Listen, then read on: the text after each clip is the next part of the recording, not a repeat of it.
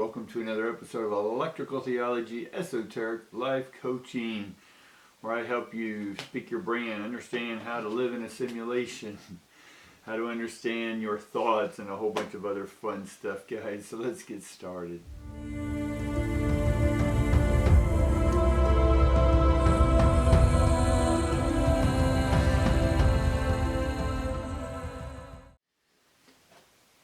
Alright, guys.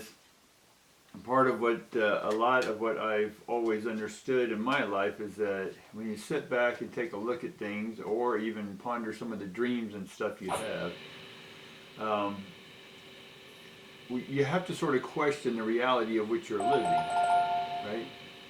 Why do things happen? How do things happen? Who's in charge of everything happening? Can we blame things on a boogeyman or give credit to a divinity of some sort for why everything is? And knowing that we came into this life, knowing that we'll never have an answer to any of these questions, that in itself tells me we are in some sort of simulation, right? And then part of this is when it comes to choice, making choices, why so many people don't know how to make choices, because it's an indecision. They're locked in indecision of, do I do this or do I do that? Or do I do this, right? And all these choices sort of paralyze us, right? Some people innately are driven, right? And that's a rare case. Not everyone's driven. Some people have the motivation to do things, right? But it may not be what they love, but they just have that drive, right? It's a blind drive, if you will. And this blind drive is just, it doesn't matter. They just want to be driven for anything, right? And if they can latch onto something, and they'll just drive even harder or focus even harder. Because some of that is basically avoiding, how we want to put it, it's avoiding not knowing the answers, right? So some people not knowing the answer drives them crazy, right? So it drives their minds wild, because we have nothing to compare this life to, right? So it's making decisions harder, but what it also does is once you sit back and observe all this from a place of feeling, a place of love, then we end up with a detachment, a healthy detachment, right? I can be in the parade, or I can sit back and enjoy the parade from a distance, right? Neither one's right or wrong, right? I enjoy being part of a crowd, observing what's going on, and other times I like to be observed, that I'm in the parade and others observing me, right? And it just depends on the day or the wind and which way it's blowing, right? So am I the observer or the one being observed, right? And then we get into the whole philosophy of who's observing the observer. So my point here is that we back off and we don't get attached to anything here on life, because it's all temporary, right? Now I love being engaged in what I'm doing, be it with a person, place, or thing, or thought, emotion. I love being that. But I know that those things are all fleeting, right? Does that make sense?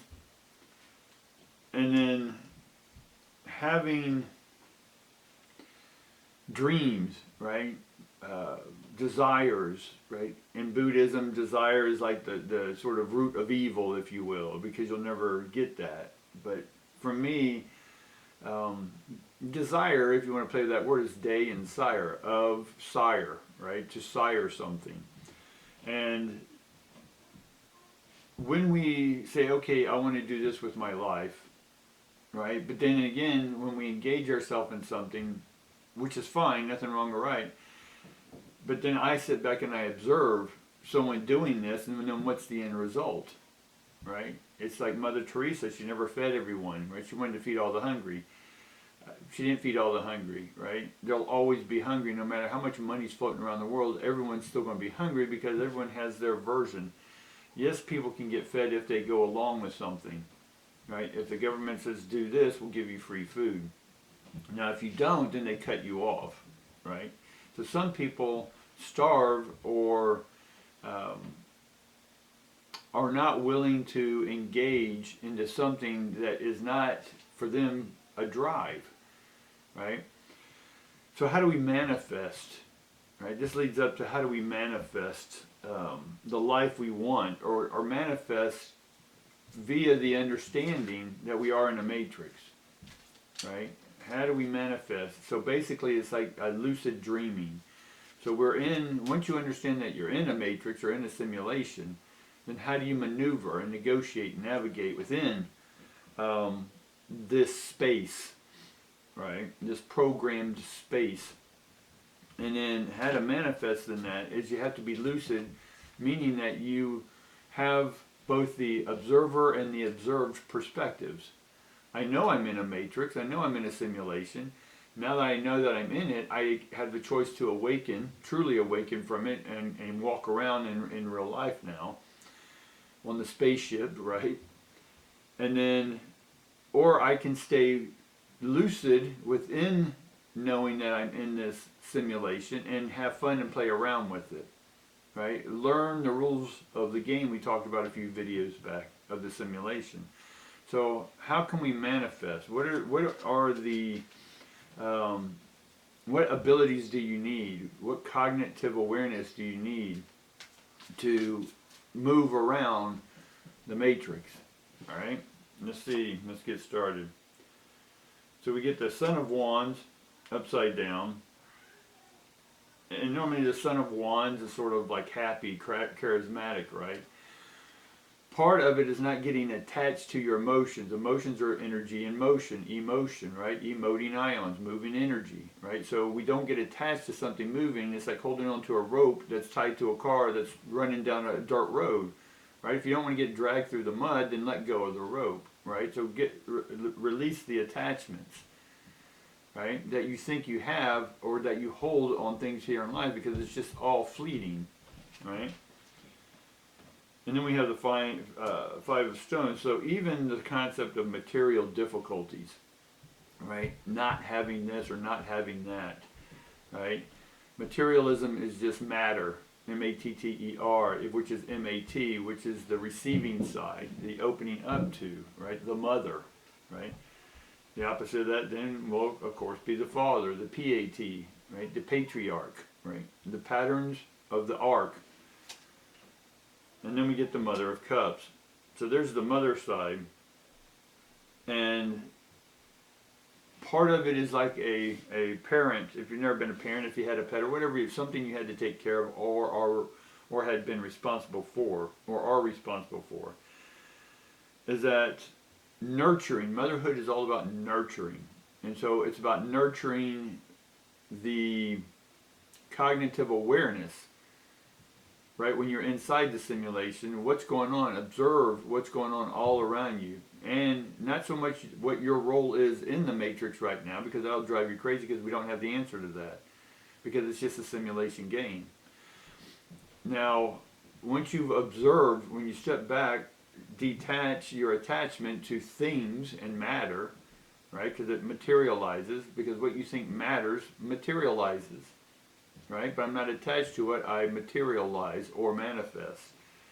Right? Just making sense, guys? I know I'm sort of going really esoteric here with you and speaking between the lines just for other people who listen in that may not like what I'm saying, you know, of how to manipulate the matrix. Right? So then we get the Ace of Stones. Normally this is abundance. So if you want, again, things to appear in your program, then you're the one who has to program the program. So you are the program programming your awareness. In blockchain technology, there's a cryptocurrency called chain link, and what chain link does is link old analog knowledge to new digital language, and then it can rewrite itself within that program to adjust what it needs to get the analog into the digital. That's a simple version of that. So we're having to go on our feet, basically, make it up as we go. And that's what we are doing in the Matrix. How well and how cognitive of you to make it up as you go. And in this life that you're living right now, this perceived life, this observed life, how are you aware that you can manipulate, maneuver things in this life? Not in a negative way, because negative and positive is just, for me, mother, father, transmitter, receiver. Right? It's not bad or good.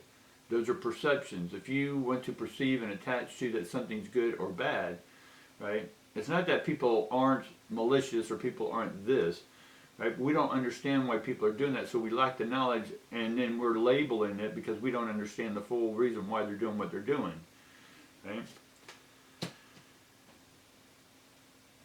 And then part of, we get to Three of Stones, and part of that is you have to work at overcoming or overriding the old subroutine programs of what you initially went into the matrix with, or the simulation, right? The stasis pod that you're in on the spaceship. And so it's up to you. That's how you awaken, is that you have to show that you can get yourself out of this locked door mystery room, right? This life is a locked door mystery. So we went into it, and it's up to you to get yourself out. Just like, again, this plane simulator, I go into a plane simulator, I can't get certified unless I do these hours and succeed.